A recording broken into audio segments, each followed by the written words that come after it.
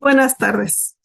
Los integrantes de la Barra de Peritos del Estado de Puebla, Asociación Civil, les da la más cordial bienvenida al ciclo de conferencias titulado Análisis Jurídico y Práctica de la Prueba Pericial en el Procedimiento Oral. Soy la licenciada Cruz Martínez González, encargada del área educativa y formación. Damos inicio a nuestra ponencia titulada Capacidad e incapacidad mental en el proceso legal, los requisitos del dictamen y su valoración probatoria. Nuestro ponente es el maestro en Derecho Enrique Hernández Zavala, quien es abogado, notario y actuario egresado de la Universidad Autónoma de Puebla, maestro en Derecho Penal y Criminología por el Centro de Ciencias Jurídicas de Puebla, maestro en litigación en juicios orales por el Centro de Estudios Superiores en Ciencias Jurídicas y Criminológicas. Tiene diversos diplomados, ha sido catedrático en la Escuela Libre de Derecho de Puebla, candidato a doctor y postdoctorado, abogado en diversas empresas de autotransportes, postulante en diversas entidades federativas. El maestro Enrique Hernández Zavala contará con la participación de la psicóloga Yoshadara González Vera, quien es licenciada en psicología, egresada de la Benemérita Universidad Autónoma de Puebla. Sean bienvenidos. Maestro, podemos iniciar cuando usted guste. Si puede activar su micrófono, por favor.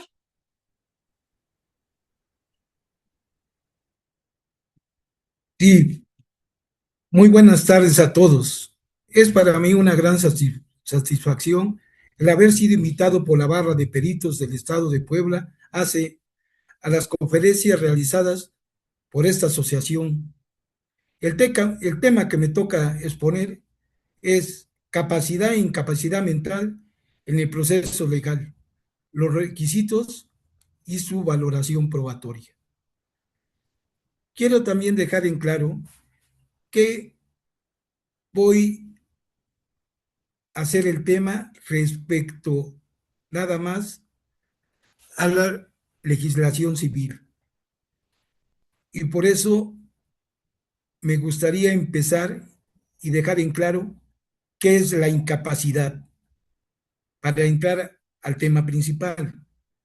Y te expongo que la incapacidad es una situación jurídica declarada por sentencia judicial que limita la capacidad de ejercicio de una persona debido a enfermedades o deficiencias persistentes físicas o psíquicas que impiden gobernarse por sí misma. Busca proteger sus bienes y persona mediante medidas de apoyo, curatela o tutela. Asimismo, quiero dejar también en claro que la discapacidad es la condición de vida que abarca diferencias físicas, mentales, intelectuales o sensoriales a largo plazo, interactuando con barreras de entorno que limitan la participación plena en igualdad de condiciones. Puede ser matriz visual, auditiva, intelectual o psicosocial. Con esto, lo que quiero explicar que que la discapacidad engloba a la incapacidad. Por lo tanto, ahora sí, entrando al tema principal, empecemos por explicar qué es la capacidad legal desde la perspectiva del derecho civil. Y se debe entender que es la actitud que tiene una persona para ser titular de derechos y obligaciones, así como la facultad para ejercerlos y cumplir con dichas obligaciones por sí misma. Es uno de los atributos de la personalidad esencial para actuar válidamente en el tráfico jurídico. Esta personalidad se divide fundamentalmente en dos componentes, que son la capacidad de goce y la capacidad de ejercicio. Respecto a la capacidad de goce, es la actitud para ser titular de derechos y obligaciones. Se adquiere esa capacidad desde el nacimiento. El alcance es general, no se puede carecer de ella. Respecto a la capacidad de ejercicio,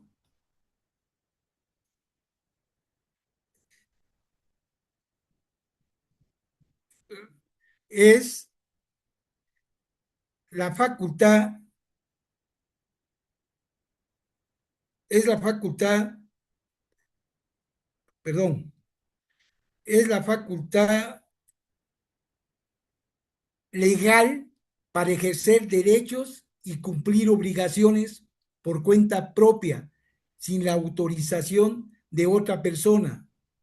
Se adquiere, por regla general, al alcanzar la mayoría de edad de las personas, 18 años, y estar en pleno uso de las facultades mentales. Las restricciones pueden ser limitadas por la ley, como en el caso de menores de edad o personas con afecciones psíquicas que no están orientados en el hoy y el ahora. Es mental o físicas persistentes que limitan su autonomía funcional, que les impidan gobernarse, obligarse o manifestar su voluntad por sí mismos. La incapacidad civil, figuras de suplencia y protección. Cuando una persona carece de capacidad de ejercicio, el derecho civil establece mecanismos para proteger sus intereses. Por eso entra la representación legal, figura utilizada para suplir la inmadurez en caso de menores o incapacidad de ejercicio, como la patria potestad o la tutela. La patria potestad son los derechos y deberes legales que los padres tienen sobre la persona y los bienes en sus hijos. La tutela es el resguardo de la persona y administración de sus bienes y se adquiere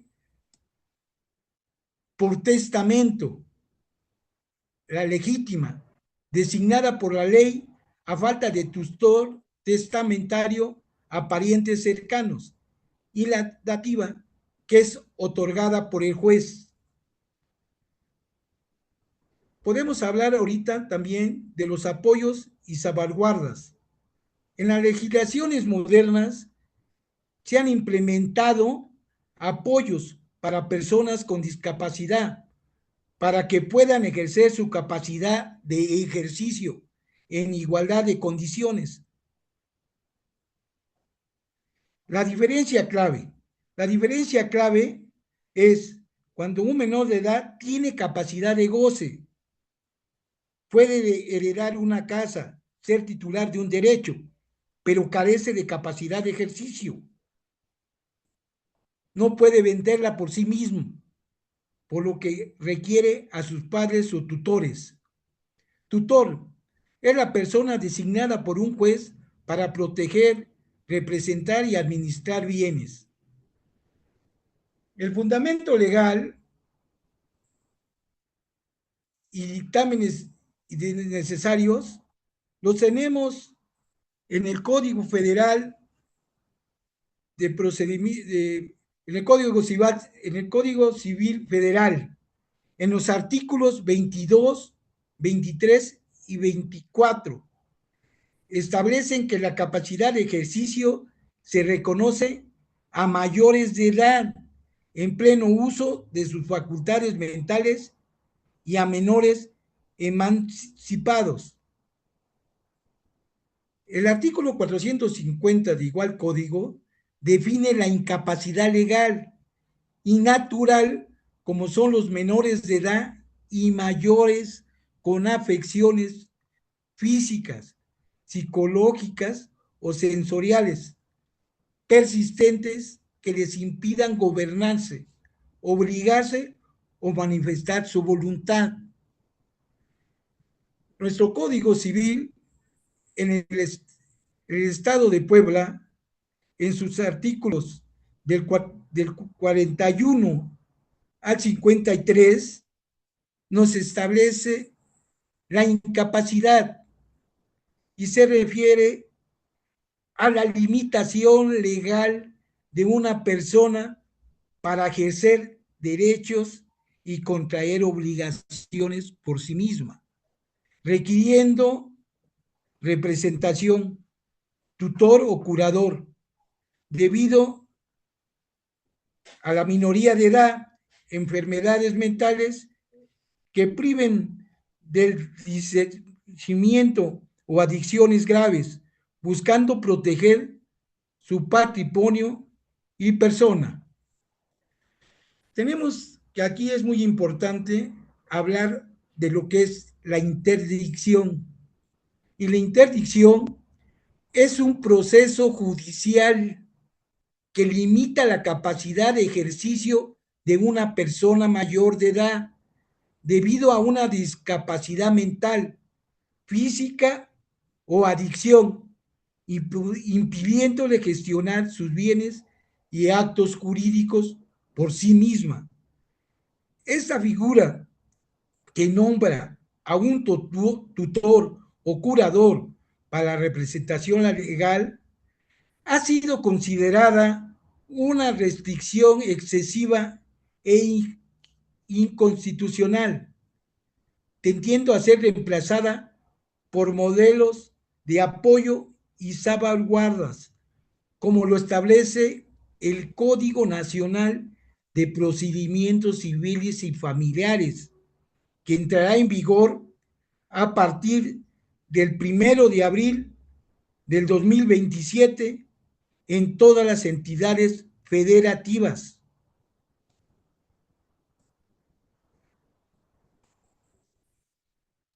Juicios que se tramitan y cómo se acreditan. Mencionaré algunos de los juicios y la forma de acreditar la capacidad o incapacidad legal. Los juicios civiles que se tramiten. Actualmente, el juicio ordinario oral se considera el proceso genérico para las controversias que no tienen una tramitación especial en otros juicios, no una tramitación especial. Otros juicios relevantes incluyen el juicio de interdicción. Este proceso judicial se inicia para declarar que una persona no puede gobernarse por sí misma, requiriendo un tutor, aunque la Suprema Corte de Justicia de la Nación ha cuestionado la inconstitucionalidad de la interdicción absoluta en favor de modelos de apoyo y salvaguardas. El procedimiento sigue existiendo para proteger a la persona y sus bienes en algunas entidades. En nuestro Código de Procedimientos Civiles del Estado de Puebla reglamenta el citado juicio en los artículos del 720 al 745. También nos establece en su artículo 722 quienes están legitimados para promoverlo y nos establece que es el cónyuge, los parientes del presunto incapaz, el basea de la sucesión en la que sea heredero la persona cuya incapacidad se trate, el Ministerio Público, quien fue tutor o curador de un menor afectado por una de las enfermedades a que se refiere el artículo que antecede, y nos habla del trastorno mental, sordomudo, o que hace uso no terapéutico de enervantes, estupefacientes, psicotrópicos o de cualquier otra sustancia que altere la conducta y produzca farmacodependencia, que al cumplir 18 años de edad continúe padeciendo esa enfermedad. Y los servidores públicos, a lo que la ley le impone el deber de tutelar el interés de los incapacitados. La persona que haya sido designada como tutor por el presunto incapaz. Asimismo, dicho código en su sección quinta y en los artículos 746 al 749 nos establece que solo por causas de absoluta necesidad o evidente beneficio quienes ejerzan patria potestad o tutela obtendrán la enajenación o gravamen, transacción y arrendamiento de bienes de incapaces y ausentes previa autorización judicial. Respecto a los Maestro, ya juicios, se interrumpió un poquito. a ver, ¿no? Ok, continúe. Muchas gracias. Bueno, es que le digo que aparte, ese apartado del código en su sección quinta nos establece por qué motivos se puede disponer de los bienes de las personas incapaces. Y así lo establece en sus artículos del 746 al 749. Bueno, ya hablando respecto a los juicios sucesorios, testamentarios e intestamentarios, nuestro Código de Procedimientos Civiles nos indica los procedimientos hereditarios que comprende los testamentarios e intestamentarios y están legitimados para promoverlos, según el artículo 768, los presuntos herederos del autor de la sucesión, los legatarios, el, el albacea instituido, cualquier acreedor del autor de la herencia y el Ministerio Público. Estos juicios se promueven para la transmisión de bienes tras el fallecimiento del autor de la herencia. Los juicios en esta materia buscan proteger los intereses personales y patrimoniales de las personas. Ahora sí, ¿cómo se acredita la capacidad legal? La capacidad legal se presume para todos los mayores de edad que se encuentren en pleno uso de sus facultades psíquicas. Se acreditan mediante acta de nacimiento, mayoría de edad, identificación oficial, INE, pasaporte, para validar la identidad y edad. Presunción de facultades mentales. Se asume la capacidad a menos que en una sentencia firme demuestre lo contrario, como en el caso sería el estado de interdicción. Acta de emancipación para menores de edad que haya obtenido la mayoría de edad anticipada. Ahora sí, ¿cómo se acredita la incapacidad legal? La incapacidad legal se refiere a las restricciones establecidas por la ley. Menores de edad o mayores de edad con enfermedades persistentes. Se acredita a través de sentencia definitiva, como la interdicción. Es la prueba, o se consideraba la prueba reina, deriva de un juicio donde se demuestra que la persona no puede gobernarse, obligarse o manifestar su voluntad debido a una enfermedad persistente, física, psicológica o sensorial, o adicción. También por el peritaje médico. En los juicios de interdicción, el reconocimiento médico, neurólogos, psiquiatras, es fundamental para determinar la limitación o alteración en la inteligencia. Acta de nacimiento para acreditar la minoría de edad, incapacidad legal natural, testimonios y evaluaciones.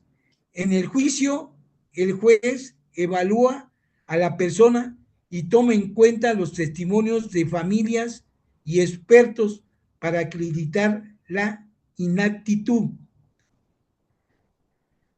Podemos hablar, ya que estamos hablando del Código Nacional de Procedimientos Civiles y Familiares, que las medidas de protección y apoyo también nos habla del tutor y curador.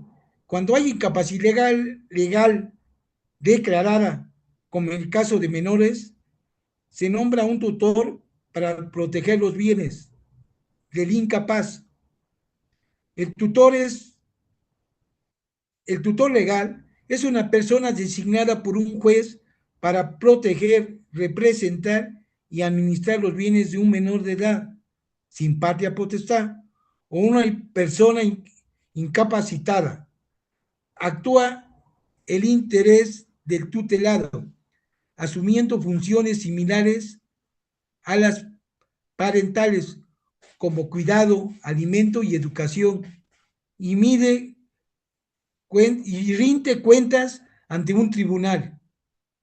El curador es una figura legal designada judicialmente, encargada de complementar la capacidad de obrar de personas con discapacidad, menores, emancipados o declarados pródigos, apoyándolas en la toma de decisiones sin sustituir su voluntad, a diferencia del tutor. El curador actúa solo en actos específicos, curatela asistencial, generalmente patrimoniales o de gran relevancia, asegurando sus derechos. Apoyos extraordinarios. Actualmente, los juicios buscan más la implementación de apoyos y salvaguardias que la inhabilitación total, permitiendo a personas con discapacidad tomar decisiones asistidas. Puedo explicar que la legislación en México está transitando de un sistema de interdicción a uno de apoyos para personas con discapacidad, conforme la Convención sobre los Derechos de Personas con Discapacidad. Asimismo, ahorita en este momento entramos a lo que se dice sobre los dictámenes periciales y tenemos que hablar de un dictamen psicológico en materia civil, por lo que le cedo la palabra a la licenciada que en apoyo de este tema les va, les va a platicar sobre estos dictámenes. Licenciada. ¿Me escuchan ahí? Sí, Gracias. El dictamen psicológico en materia civil no tiene una estructura única, pero se pide que los requisitos sean por lo menos los siguientes, que sería el proemio, que es la identificación del perito, el solicitante y la persona evaluada, el motivo del informe, que es la descripción clara de la causa, puede ser la inhabilitación, como mencionaba el licenciado, que es la interdicción, o casos de custodia. En los antecedentes se tiene que mencionar el contexto clínico y social del caso igual que la historia, a la vez que también en algunas cuestiones se tiene que nombrar el genograma. En la metodología se tiene que hacer la descripción de técnicas y las pruebas aplicadas, como entrevistas y test en los que se van a basar para dar un diagnóstico oportuno. Después se implementarán los resultados e impresión diagnóstica, que es un análisis basado en la evaluación y se tiene que estar evitando las ambigüedades. En la discusión forense se hace la relación entre el análisis psicológico y la pregunta legal. Se tienen que informar las conclusiones fundamentales de lo que se está presentando. Tiene que ir con la firma y cédula de los datos del profesional, perdón, y para confirmar su validez y autenticidad. En los requisitos procesales nos hablan de la objetividad, que el perito debe de actuar de manera imparcial. En la pertinencia debe de ceñirse exactamente a los puntos de la pericia solicitados y presentarlas dentro del plazo establecido por la autoridad jurisdiccional. Debe de cumplir con la estructura técnica para que tenga un valor probatorio. El dictamen médico nos indica que tiene que ser objetivo e imparcial. El perito debe actuar sin interés directo en la causa, evitando parcialidad hacia la parte que lo contrata. En la capacidad técnica, el perito debe de contar con título oficial en psiquiatría y preferentemente formación específica en psiquiatría forense. La estructura del informe llevará portada y datos de identificación del perito y del evaluado, el motivo del informe, una explicación de por qué se solicita la pericia, como la interdicción o la capacidad civil, antecedentes y preámbulos, que sería la revisión de la historia clínica y documentos relevantes. En la metodología se hará la descripción de las entrevistas y las pruebas utilizadas. Esto va a variar dependiendo del caso. El examen mental se tiene que tomar la evaluación del estado cognitivo de la persona, su estado de ánimo, su comportamiento, juicio y la conciencia de la enfermedad del sujeto. En las consideraciones técnicas y conclusiones se hará un análisis de los hechos y resultados de la evaluación, concluyendo con la capacidad mental del evaluado. Se hará constar con la firma y la ratificación del perito y, perdón, bueno, en la valoración probatoria, en relación con la prueba pericial, el juez podrá asistirse en el criterio sustentado en la tesis, según la primera sala de la Suprema Corte de Justicia de la Nación del 2011, en la tesis primera 102-2011. En la prueba pericial, la motivación del perito es un criterio útil para su valoración, que a la letra dice: el objeto de la prueba pericial es el auxilio en la administración de justicia, consistente en que un experto en determinada ciencia, técnica o arte aporte al juzgador conocimientos propios de la materia de la que es experto y de la que el juzgador carece, porque escapan al cúmulo de conocimientos que posee una persona de nivel cultural promedio, conocimiento que además resultan esenciales para resolver determinada controversia.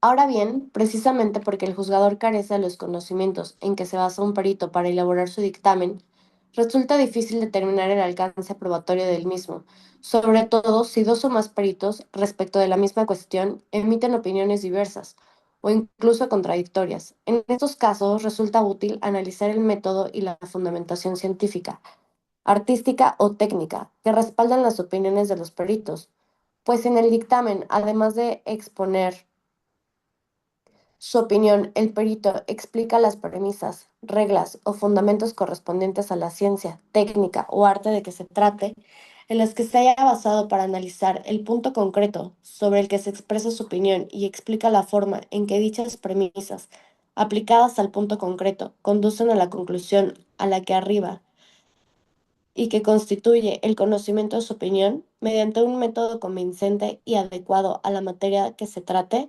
será relativamente sencillo motivar la valoración de dicha probanza. Este método de valoración probatoria es además congruente con la naturaleza de la prueba pericial, la cual cumple con el objetivo en la medida en que dote al juzgador de los conocimientos científicos, técnicos, artísticos necesarios para la prueba.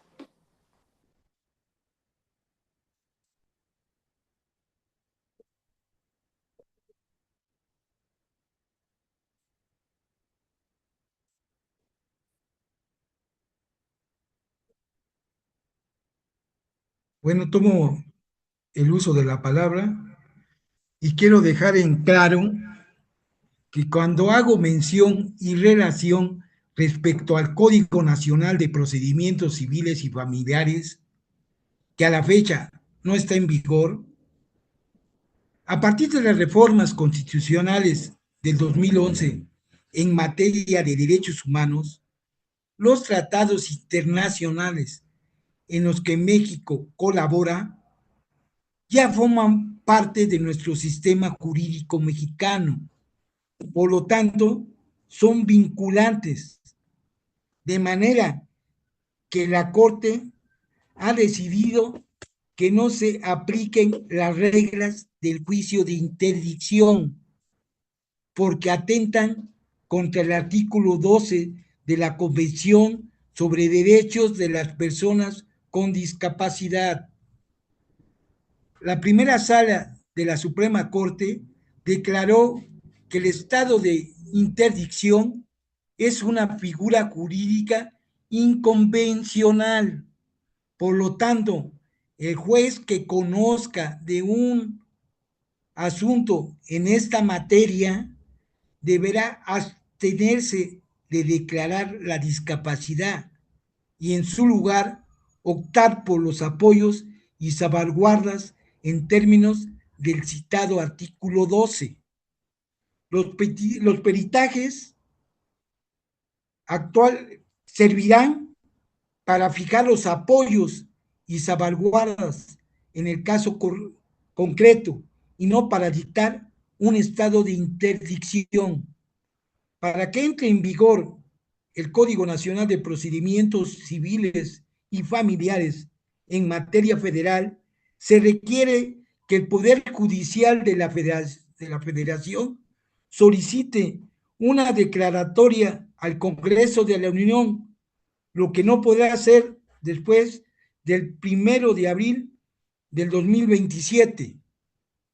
En materia local, entrará en vigor de acuerdo con la declaratoria que emite el Congreso local a petición del Poder Judicial y no puede ser después del 1 de abril del 2027.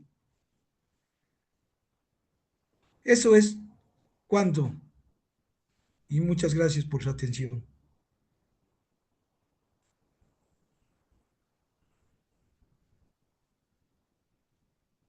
Muchas gracias, maestro. Sin duda un tema muy interesante, pero sobre todo relevante.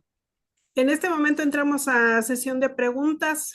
Si alguno de nuestros asistentes quiere hacer alguna pregunta al maestro, nada más active su micrófono, por favor.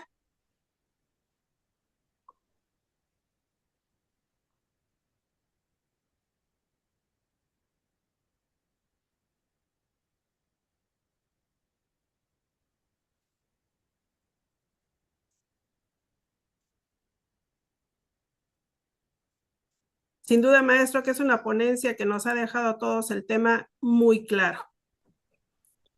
Pues Sí, bueno, buenas tardes, si me lo permite, por favor. sí, claro. Adelante.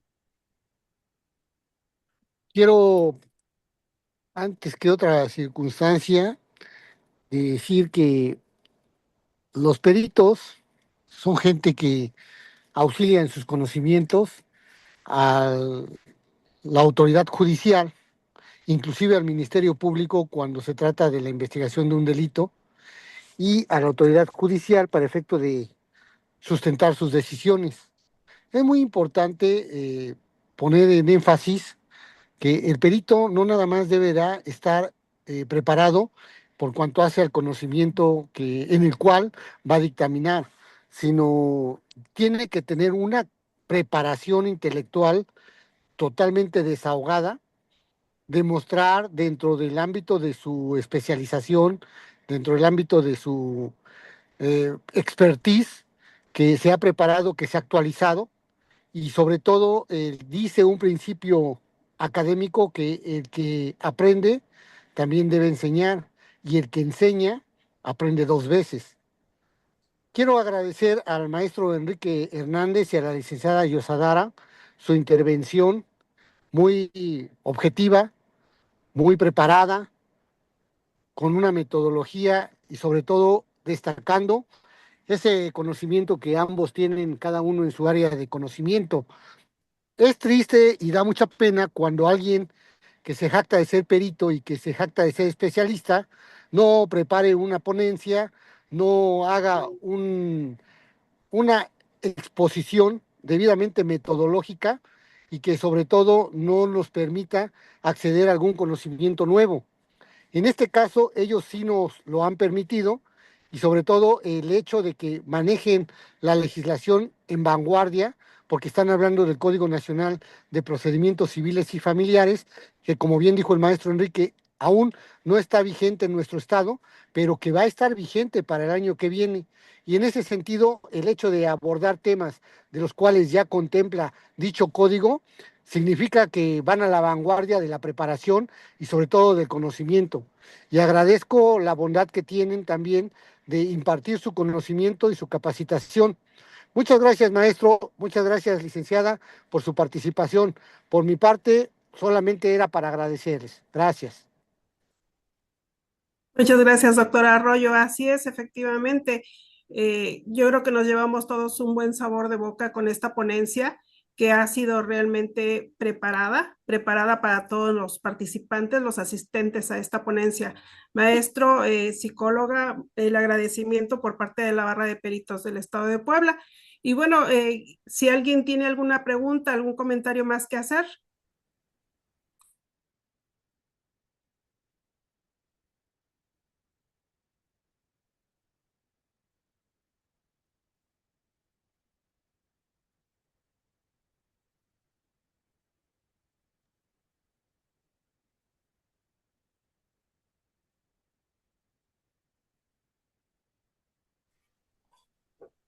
No se escucha su audio.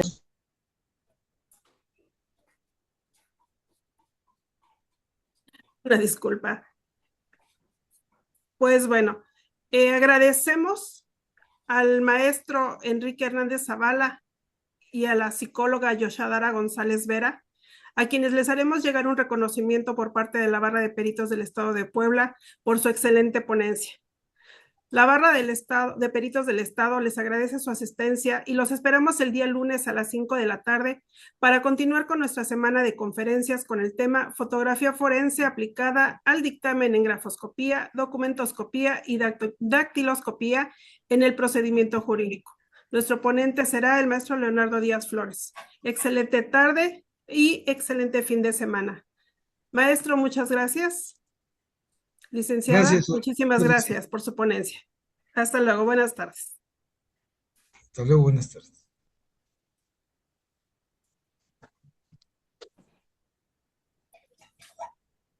¿No se pegó su cabeza, mija?